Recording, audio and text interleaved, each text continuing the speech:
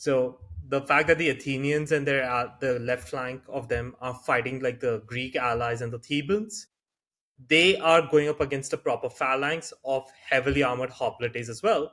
Whereas while the Spartans are fighting, against overwhelming numbers, they're still fighting against relatively lighter infantry. Even if the Athenians wanted to break off the phalanx and basically chance it and dash towards the Spartan positions, they wouldn't be able to do this because the Thebans have cavalry in the area as well. The Theban cavalry of their city states, rather as opposed to sort of the Persian cavalry formerly commanded by Mecistius.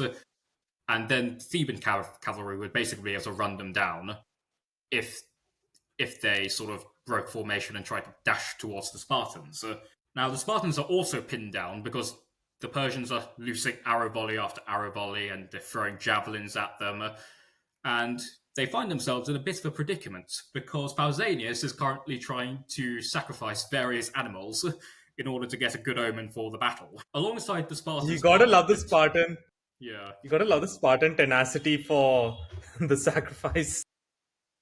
he's doing this all while the Tegeans, the Spartan allies who are assigned to fight along the Spartan contingent, are also suffering heavy casualties from Persian missile fire. And so, as Pausanias is ordering all of these sacrifices, he becomes ever more desperate and he looks atop the Temple of Hera and he says a quick prayer to Hera, pleading for divine aid and a good omen. And it's at this point that the Tegeans charge the Persian lines, desperate to get into melee combat because they can't take the arrow fire.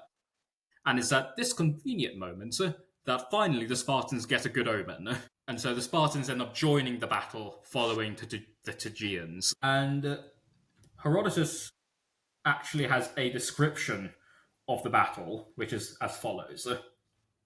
Now they, the Spartans, too charged the Persians, and the Persians met them, throwing away their bows. First, they fought by the fence of shields, and when that was down, there was a fierce and long fight around the temple of Demeter itself, until they came to blows at close quarters. For the barbarians laid hold of the spears and broke them short. Now the Persians were neither less valorous nor weaker, but they had no armour.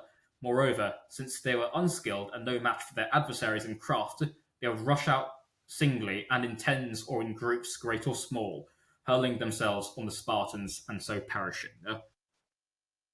So because the Persians had taken to the field before they were able to get organised, they just throw themselves in their individual units against the Spartans, whereas the Spartans, even though there was this botched retreat, the actual Spartan contingent remains in order and in battle formation, and each of the units knows what the other is doing, and so they're able to hold the line against the Persians.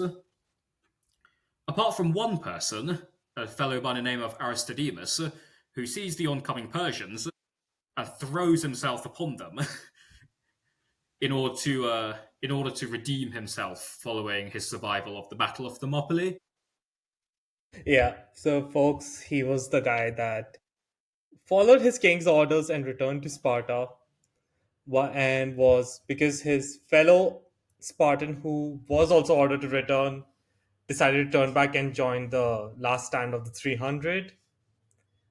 He was blacklisted and considered a disgrace to Spartan society, and he just fought here with reckless valor and such fury that the Spartans themselves, who are a pretty hard bunch to also please at times, they just said, "All right, you did enough to get yourself from this black mark, and you know, to have fully redeemed themselves yourself." But they did not offer him any special honor or valor because he did ultimately fight with reckless suicidal intent, because that's what he did to kind of, this is all he had to do to try to redeem his name. Whereas for the Spartans, you have to fight well and valorous, but with kind of like the intention to live, and that's why he was not given any commemorative medals posthumously. On the other hand, uh, Amphiphates, the Spartan battalion commander who did not initially budge from the retreat.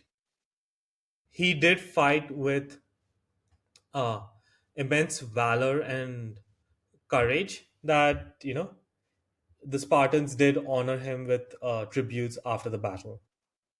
That's a Yeah, take. You could call it a tale of two Spartans. yeah. Amorphoratus is a relatively young Spartan commander. He's actually a relatively young Spartan in general. He's one of the sort of Spartan sort of.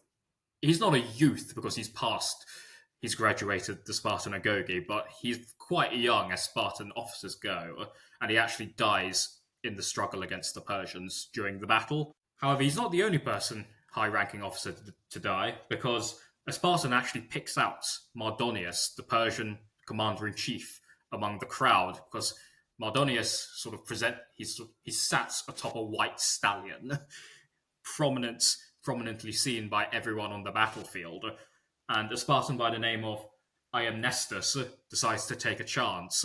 He picks up a stone, lobs it across the line, and it strikes Mardonius, killing him. And the Persians, once they see their iconic commander go down, immediately begin to withdraw, even though they do try to stand their ground to fight over the body of But Mardonius. morale has completely collapsed because Yeah, he was a pretty charismatic leader.